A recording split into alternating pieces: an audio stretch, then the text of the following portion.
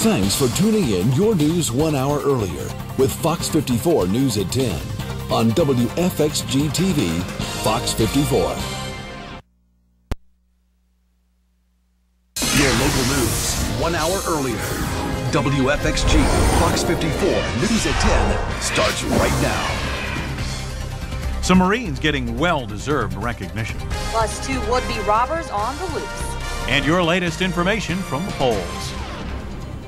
Good evening, I'm Cyria Sandlin. And I'm Mike Manhattan. First on Fox tonight, Georgia's primary, the next step in Decision 2012. The polls closed about 3 hours ago. And of course, tonight we are watching your vote count. One of the hottest topics on your ballot today, the Transportation Special Purpose Local Option Sales Tax, the T-SPLOST. Supporters want us all to pay an extra penny sales tax to complete a specific list of transportation projects. Now, here are the numbers we have so far. About 55% of voters in our area voting yes for T-SPLOST. Obviously, that is the wrong graphic on that one. Now, our Terry Hornstein spoke to voters today, about their reasons whether or not to pay that extra penny.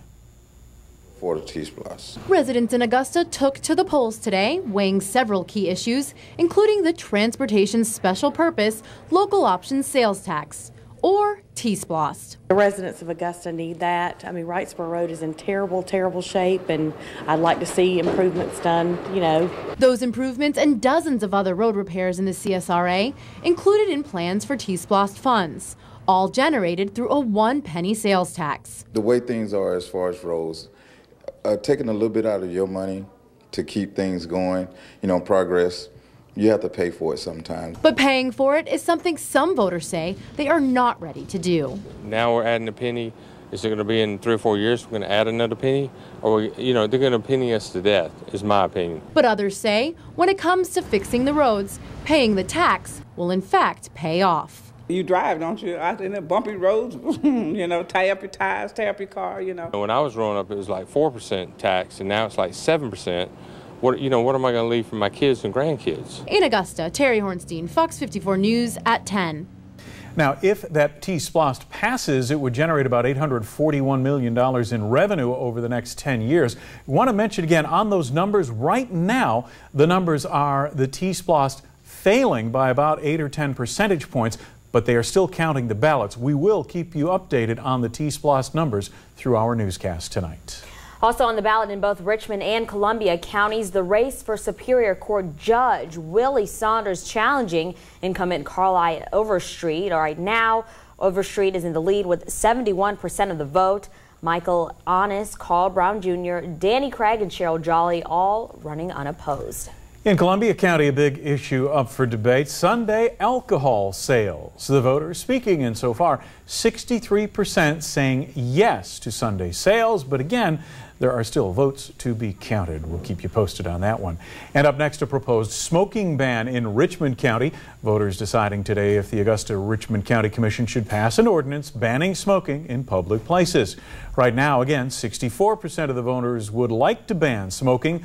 36% saying no, and look at the bottom of your screen there. That's with 35% of the precincts reporting in, so many more ballots to come tonight. Another hot race, the 12th district race to decide who will run against incumbent John Barrow. Right now, Lee Anderson and Rick Allen in the top spots. Remember, in order to win, the candidate has to get 50% plus 1 vote to win at this point. It looks like it could be a runoff, but of course it is still early in the game with 5 of 19 counties reporting. Now, earlier today, we caught up with Lee Anderson as he cast his ballot at Keokee Baptist Church in Appling. Now, he was very optimistic about tonight's results, and you can see there in good spirits, taking some time to say hi, shake some hands with voters for getting out and voting this morning.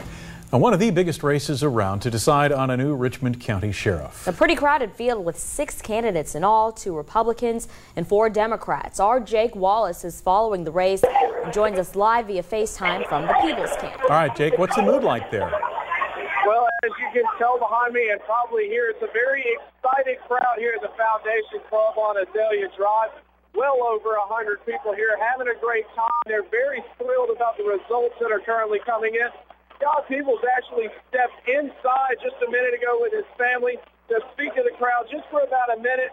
said he would be back when the final results are in. We hope to grab him then and hopefully have an interview with him once he steps back in. But for right now, a lot of people supporters very excited about the numbers that are currently coming in. And we'll continue to stay here and follow this story and get back to you guys once Captain Scott Peoples does step back in later this evening. Guys.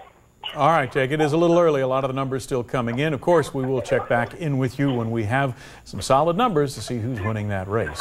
Well, taking a look at some of those numbers right now, Richard Roundtree coming in with a narrow lead of 45%, Scott Peebles with 42%, Robbie Silas with 7%, and John W. Ivy with 6%.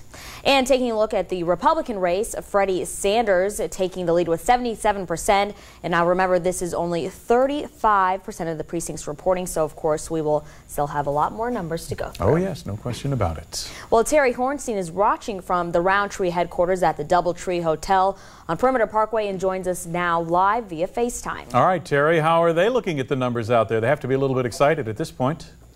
Oh, very excited indeed. Lieutenant Richard Roundtree and his constituents are closely keeping an eye on this race. He says he's confident and ready to go into whatever comes next.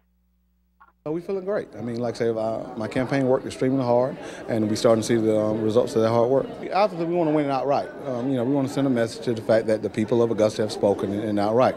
Of course, we prepared for a runoff. We don't want one, but we think we put in a lot of hard work. We touched a lot of people. We showed our platform, and we think it's up to the citizens now. Now, if one of the Democratic candidates, does not get 50% plus one vote, there will be a runoff election. And with such a close race right now, that's the way it looks to be heading. That runoff election will be held August 24th. First, reporting live from the Doubletree Hotel, Terry Hornstein, Fox 54 News at 10. All right, thanks a lot, Terry.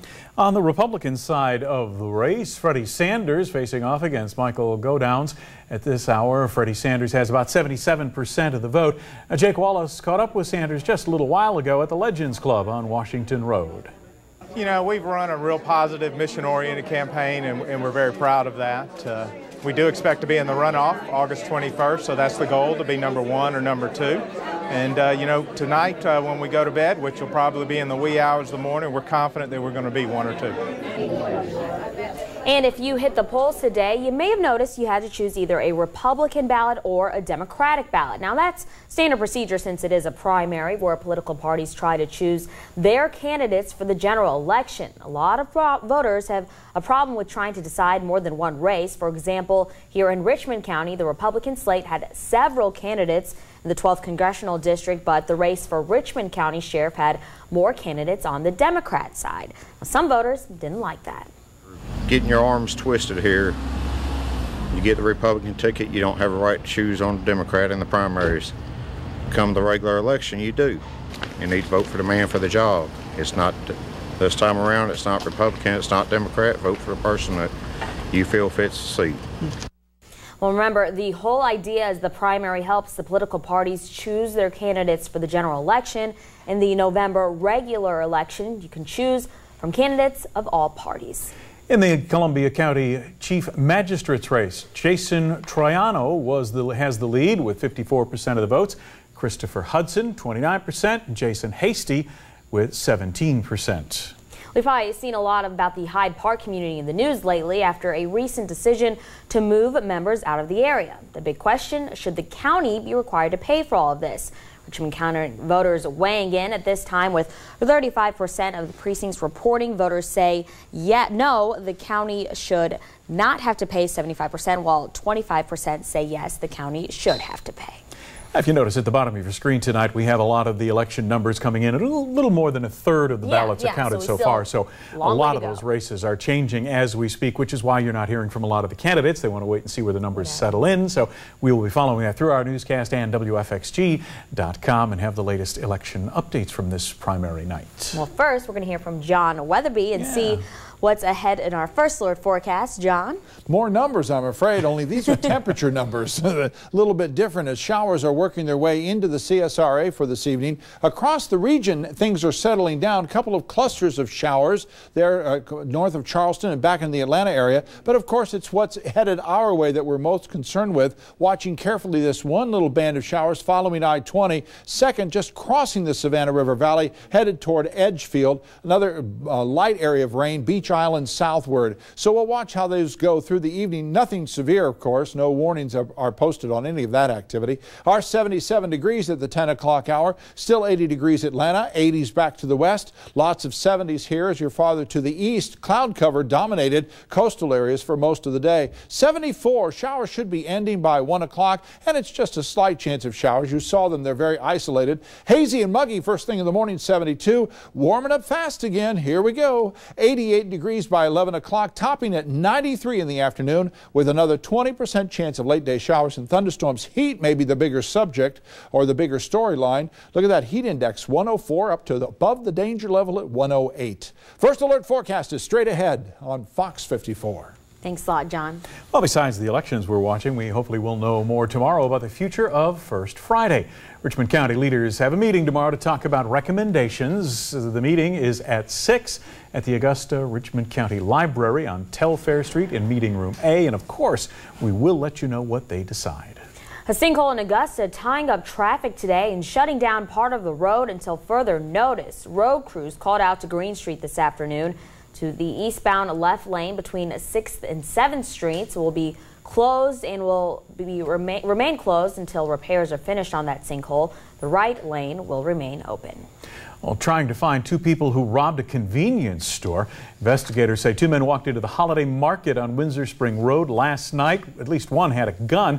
They got away with the cash. Now, they are both slender men, one wearing a gray hoodie, the other a black hoodie. Anyone with information, check the sheriff's office. We have the number and more pictures of these suspects on WFXG.com. Richmond County officers investigating an early morning crash along Bobby Jones Expressway.